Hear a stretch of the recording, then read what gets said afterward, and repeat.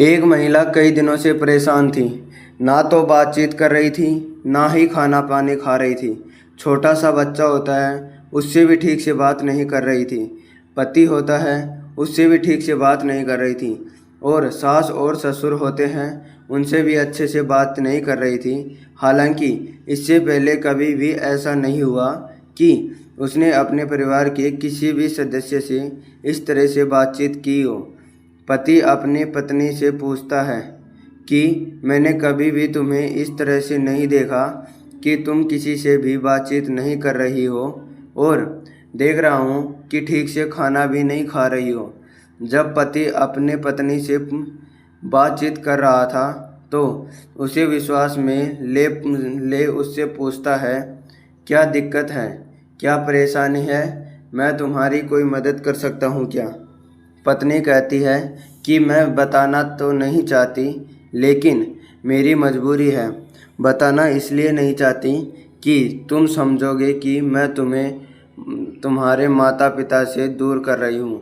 जैसे ही पति ने बात सुनी, उसने कहा कि जो भी बात है, अपनी बात मुझसे नहीं करोगी तो तुम किससे करोगी।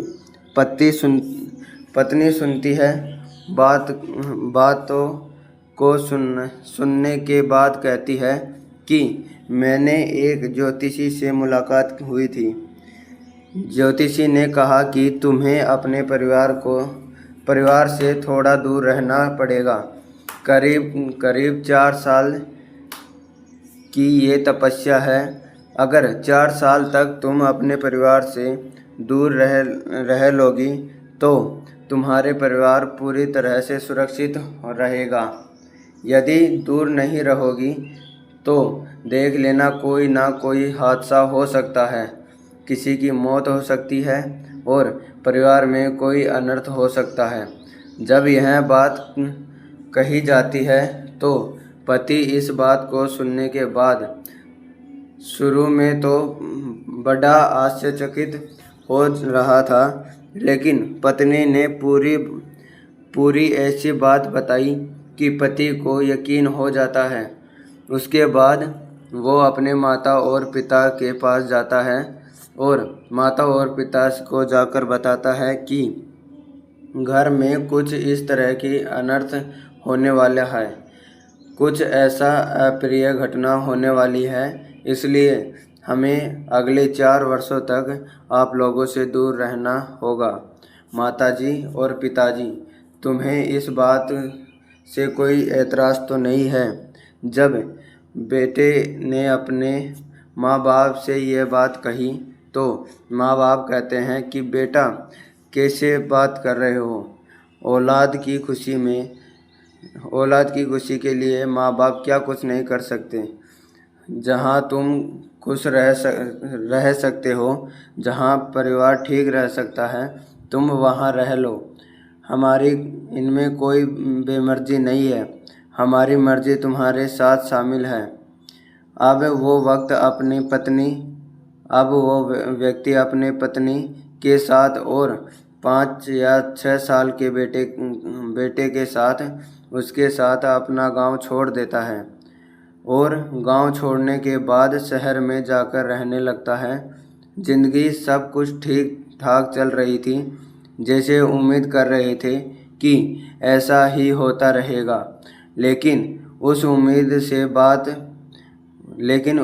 से बात पूरे हो जाती है, यानी कि घर में एक मौत हो जाती है। घर में जैसे ही मौत होती है, पूरे परिवार में कोहराम मच जाता है। लोग सोचने पर मजबूर हो जाते हैं कि जैसा ज्योतिषी ने कहा था ठीक था, तो वैसा ही। लेकिन यह ऐसा हुआ क्यों? लेकिन वो मौत नहीं थी, वो एक कत्ल था। लेकिन किसी को भी इस बात का यकीन नहीं हो रहा था कि माँ और बाप ऐसे थे। उन्होंने यह सोच लिया कि यह जो कहानी है, यह पूरी तरह से मनगढ़ंत कहानी है, और वो जिद पर अड़ जाते हैं और उनकी जिद के बाद फिर जांच पड़ताल जो होती है वो सचमुच एक कत्ल था, लेकिन इसमें कोई भी ऐसा लेकिन इसमें कोई भी ऐसी गुंजाइश नहीं थी कि वो कत्ल लग रहा हो। यह सिर्फ एक हादसा लग रहा था, और हादसा जब कत्ल का रूप लेता है, यह कहानी, ये घटनाक्रम जब अखबारों के माध्यम से लोगों को पता चलता है, तो लोगों को बिल्कुल भी यकीन नहीं हो रहा था कि वो महिला जिसने कत्ल किया वो इतनी शातिर कैसे हो सकती है। नमस्कार, welcome to the my show. मैं सुमित प्रजापति और आप देख रहे हो मेरी न्यू क्राइम वीडियो। इस चैनल को लाइक और सब्सक्राइब ज़रूर कर लेना। 17 जुलाई 2026 की सुबह 6 बजे के आसपास का वक्त हो रहा था। मेरठ में एक जगह लगती है हस्तिनापुर, और हस्तिनापुर में जे बिलो की शकुंतला कॉलोनी है। दामिनी नाम की एक महिला होती है जिसकी उम्र लगभग 30 या 31 साल के आसपास रही होगी। वो सुबह के 6 बजे के आसपास उसकी आंखें खुलती है, रसोई जाती है, चाय बनाती है, क्योंकि सबसे पहले उठने के बाद वो अपने पति को चाय पिलाती है। पति पहली चुस्की चाय की लेने के बाद वो बैठा हो जाता है। जैसे ही वो अपने पति को चाय ले जाती है, पति को जगाती है, लेकिन पति जागता नहीं। कई बार आवाज़ लगाती है, लेकिन कई बार भी कोई रिस्पॉन्स नहीं आता है।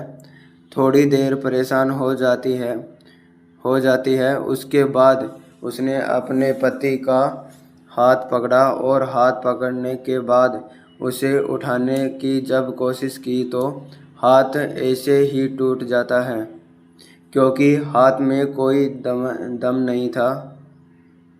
हाथ ऐसे ही छूट जाता है क्योंकि हाथ में कोई दम नहीं था। वो पूरा शरीर उसका बेदम हो चुका था। उसके बाद उसने अपने पति की नब्ज को टटोलने की कोशिश की कि आखिरकार नर्वस चल रही है या नहीं चल रही, सांस ले रहा है या नहीं ले रहा। उस महिला ने अपनी तरफ से जो कोशिश कर सकती थी वो कोशिश करती है, और जब वहाँ से कोई भी किसी तरह की मूवमेंट नहीं हो रहा था, तो उसने सुबह चीखना चिल्लाना शुरू कर दिया। महिला की चीख सुनने के बाद जो आसपास के इलाके के लोग रहते थे, वहाँ तक वो चीख पहुँच जाती है। वो लोग भी एकदम से दौड़कर भागते हुए सुबह लोग अभी जगे भी नहीं थे। जब इस घर की तरफ आने के बाद देखते हैं कि एक व्यक्ति है जिसका नाम है अतुल पवार, जिसकी उम्र लगभग 35 साल के आसपास है, अपने ही घर में अपने ही कमरे में बेसुध हालत में पड़ा हुआ था।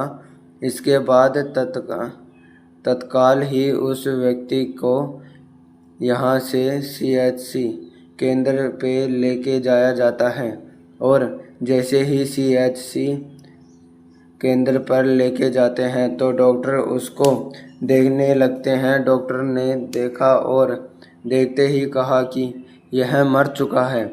इसके बाद फिर यहाँ से लोग सब के सब हैरान थे, सोचने पर सोचकर परेशान थे कि आखिरकार ठीक ठाक व्यक्ति है, हुआ क्या था।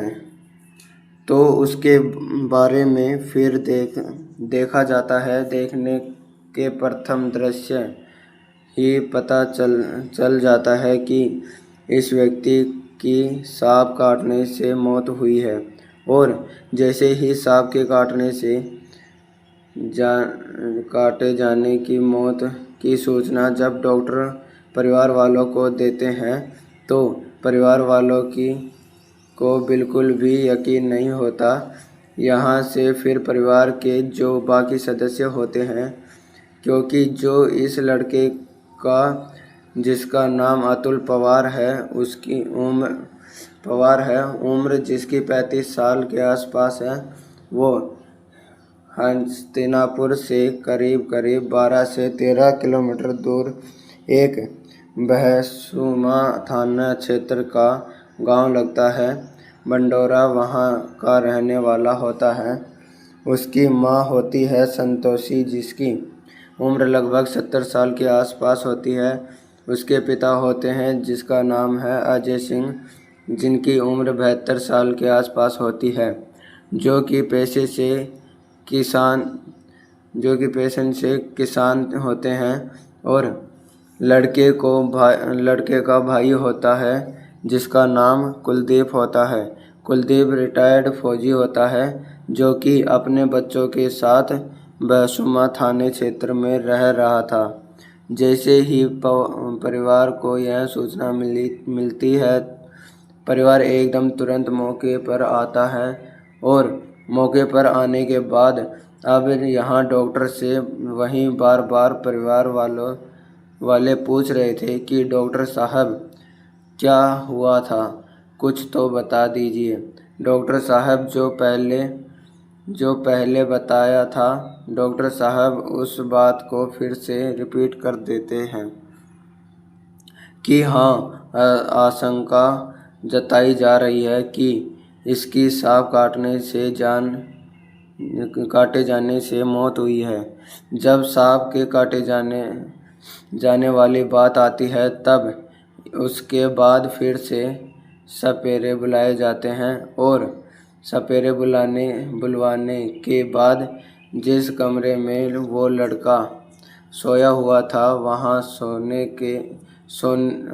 सोने उसी ही कमरे में फिर तलाशी ली जाती है, तो सचमुच एक सांप निकल के आता है। वो सांप बड़ा जहरीला किस्म का सांप था। साइज भले ही उसकी छोटी सी थी, लेकिन वो था बड़ा खतरनाक। और उस सांप ने उसे एक नहीं बल्कि 2 जगह से काटा हुआ था।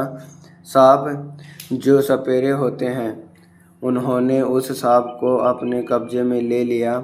और कब्जे में लेने के बाद फिर यहाँ से वो सपेरे तो चले जाते हैं, लेकिन जो माँ और बाप होते हैं इस लड़के के, जो मर चुका है, माँ और बाप को बिल्कुल भी यकीन नहीं हो रहा था।